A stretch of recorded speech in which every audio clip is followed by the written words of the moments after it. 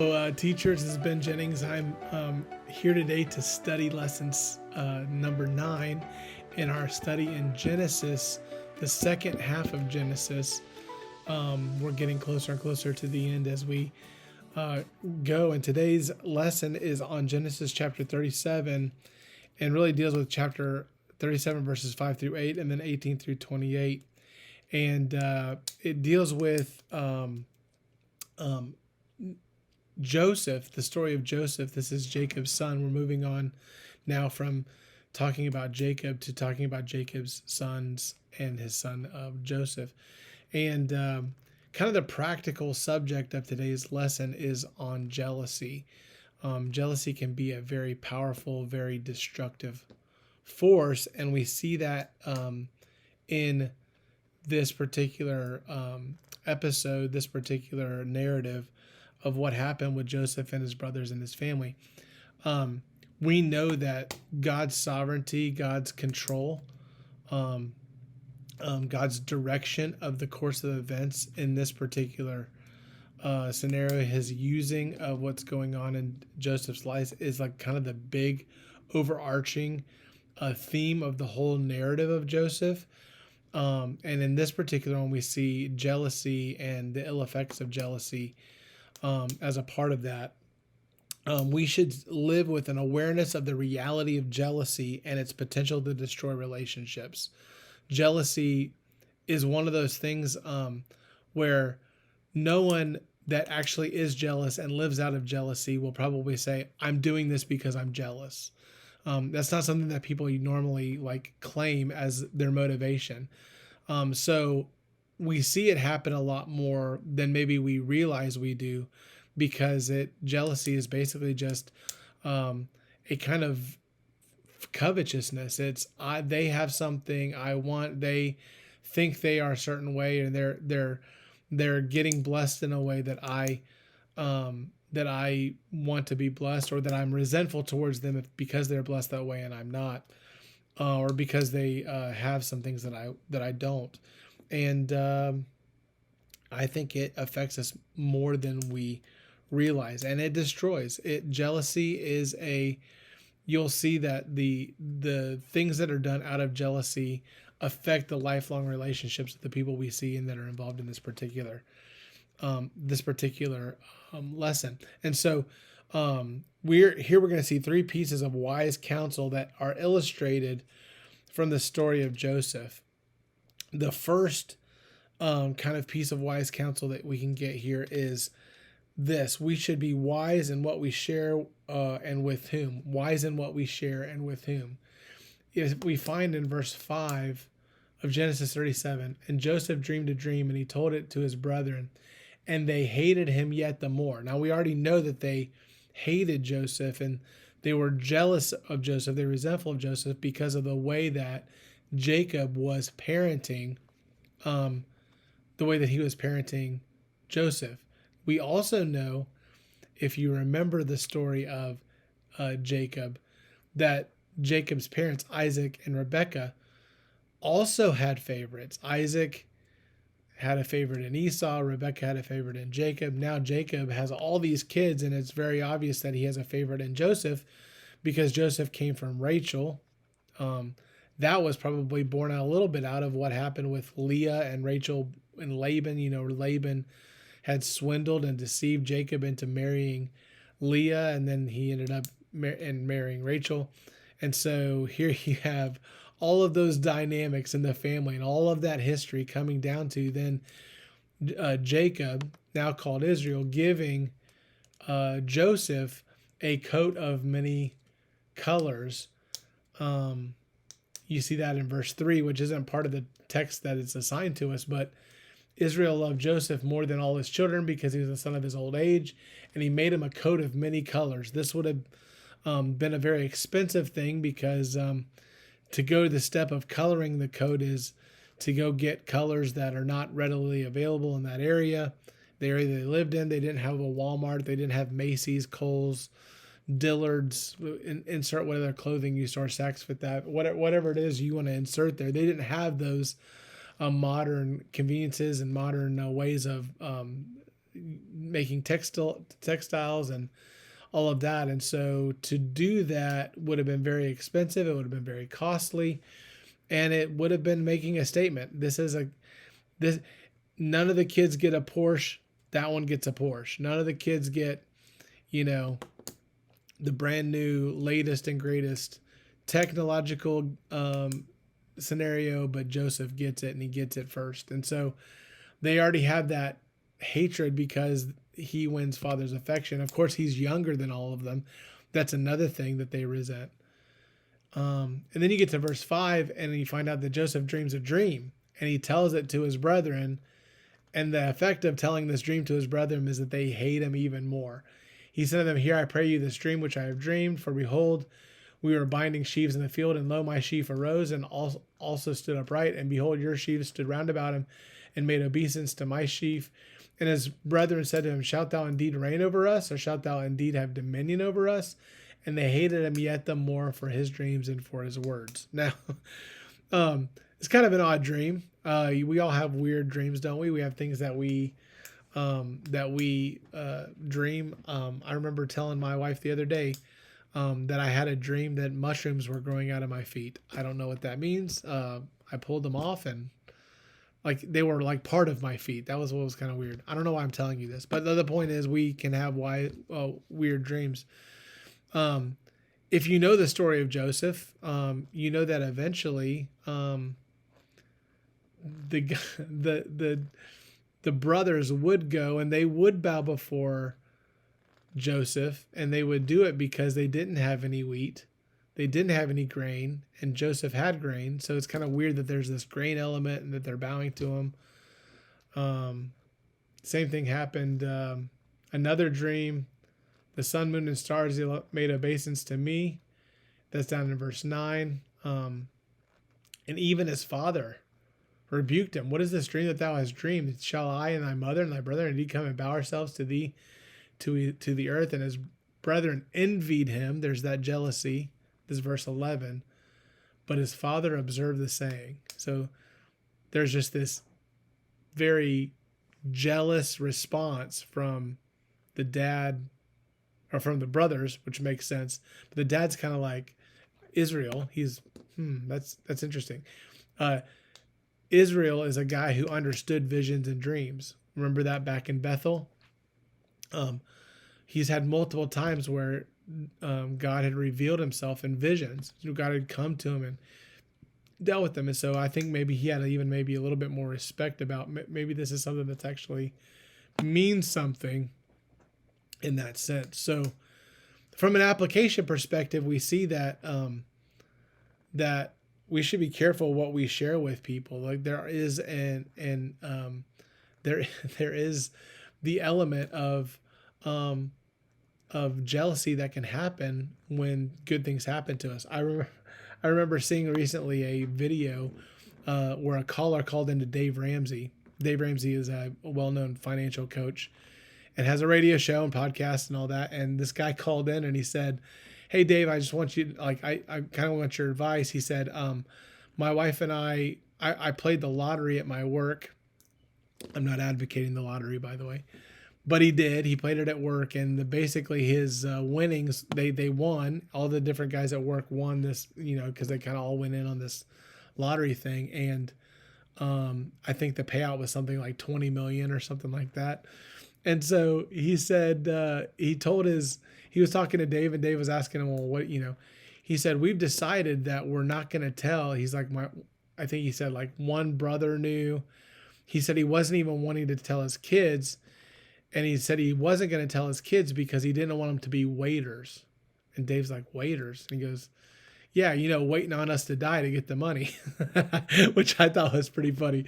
So it's just a great line. But the guy is basically saying, sometimes when good things happen to you, like with this good, like with millions of dollars coming your way, he said, the more people you tell, the more people think that they have a right to what you have and that money.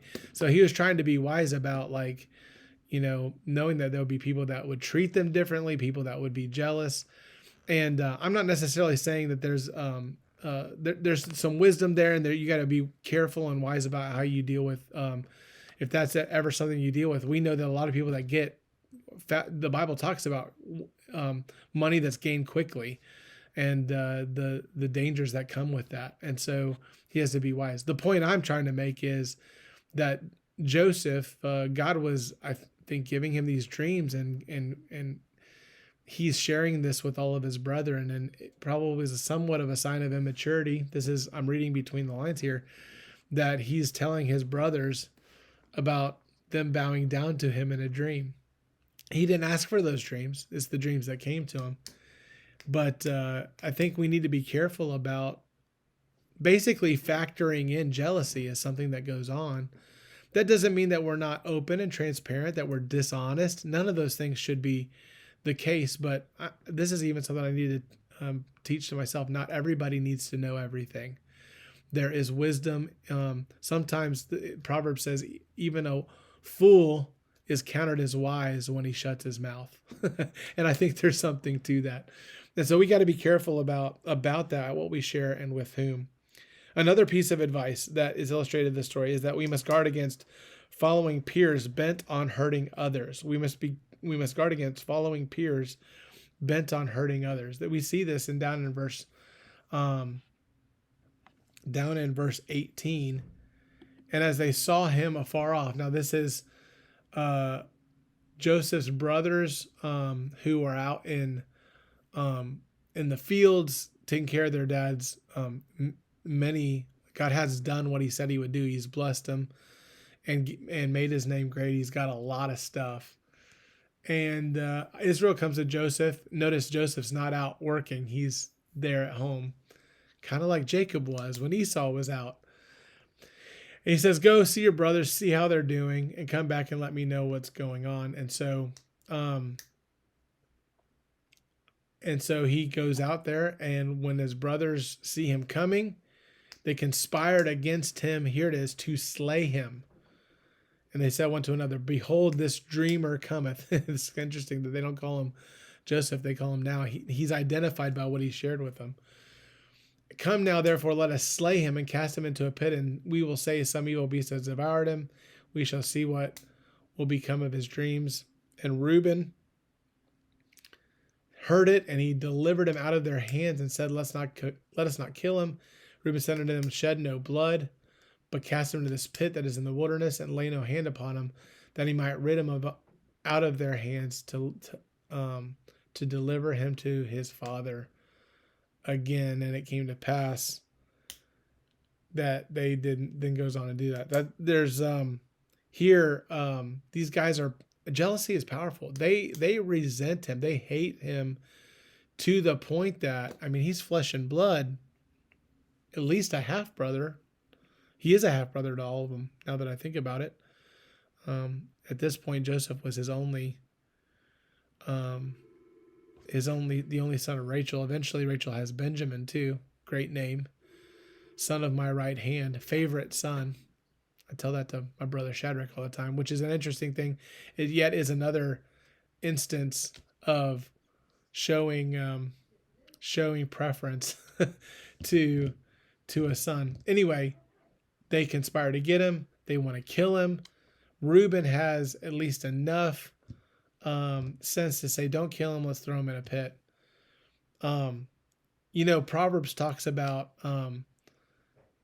he says to his son, the guy speaking says to his son, when sinners entice thee, consent thou not. They run to shed innocent blood. And he says, like, there is a kind of person that's ready for violence, that's ready to answer their problems, answer their heart, even in the longings of their heart for justice through injustice. It's not right that dad prefers him. It's not right that dad puts him first. It's not right that he gets things we don't get. It's not right that he's back in the tents where he doesn't have to do anything, and we're out here doing this. We need to do? Kill him. And that's, injustice is not the answer to justice, to lack of justice. It's not the answer to your jealousy. And so this may seem very obvious. This may seem something like, well, of course you'd be against that. We got to say out loud, it's wrong to live and to do violence born out of jealousy. Um, it's wrong, and it will destroy your life and others. Now, God can do like what Joseph said, what you meant for evil against me, God meant for good. That's what he says at the end. But in the meantime, there's all kinds of pain that comes from that. So we got to guard against following peers bent on hurting others. And then number 3, we got to be aware of our own callousness, our own jealousy in our own lives, our own callousness in our own lives. Look at verse 23. It says, "And it came to pass when Joseph was coming to his brethren that they stripped Joseph of his coat of many colors that was on him. They took him and cast him in a pit, and the pit was empty. There was no water in it.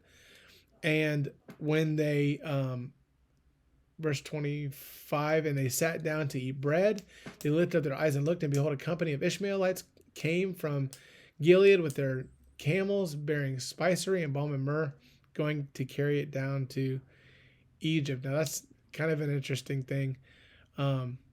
The Ishmaelites, these are people that distant relatives, right? Because Jacob's dad was Isaac. Isaac was the half brother of Ishmael, and now they're selling their brother. Verse 26, "And Judah said unto his brethren, What profit is that we slay our brother and conceal his blood? Come and let us sell him to the Ishmaelites, and let not our hand be upon him, for he is our brother and our flesh." And his brethren were content. Then they passed by the Midianite merchantmen, and they drew and lifted up Joseph out of the pit, and sold Joseph to the Ishmaelites for 20 pieces of silver. And they brought Joseph into Egypt. Interesting. They sold him for pieces of silver, very much like our Lord Jesus. That's an interesting piece. There's definitely those who would say that Joseph is a type of Jesus. His brethren sold them into slavery. What we see here though is that like this guy's arguing, let's not kill him. That's not right. He's our brother. But it's interesting the callousness that you see here of the brothers, and even of the best of the brothers who's saying, let's not kill him, let's sell him into slavery. There could be an argument that said, let's not sell him into slavery. He's our brother. That's also a good argument. But he says, it would be inconvenient for us to have to figure out how to tell dad, or how to figure out how to deal with the blood that would be to conceal his blood, verse 26. So let's just sell him. At least we get money out of it. And jealousy can lead you to have some pretty kind of perverted thinking. I don't mean that in the sexual way. I mean that you're just not thinking right. You're thinking wrongly. It's good that they didn't kill him, but it doesn't make sense that would be a good idea to sell him into slavery. And the truth of the matter is, jealousy can lead us to do a lot of. We can reason our way in a way that seems right to us. We can be logical. We can reason it's not reasonable, but we can reason our way to doing some really terrible things when we are not aware of the effect of jealousy in our lives. And so we got to guard ourselves on that. We got to make sure that God has an ownership and a stewardship of our hearts, and that we don't let that go astray. This is just the first of a couple lessons we're going to do on Joseph. The Bible is interesting, isn't it? I've heard this story a lot in my life, but every time I come back to it and re-examine it, there's things you can learn. It's very, very practical. Is there any jealousy in your heart?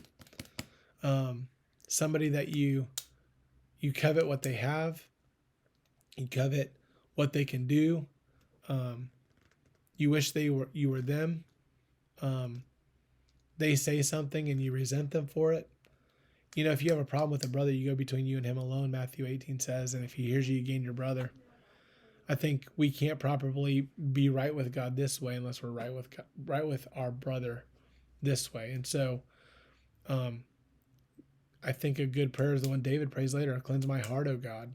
Renew a right spirit within me." If you're jealous, you got to get that right. You got to make that right. And the people in your class ought to do that too. I hope this helped you, gave you some things to think about, and got you thinking about the lesson that's coming up this on April the 28th. Have a great day.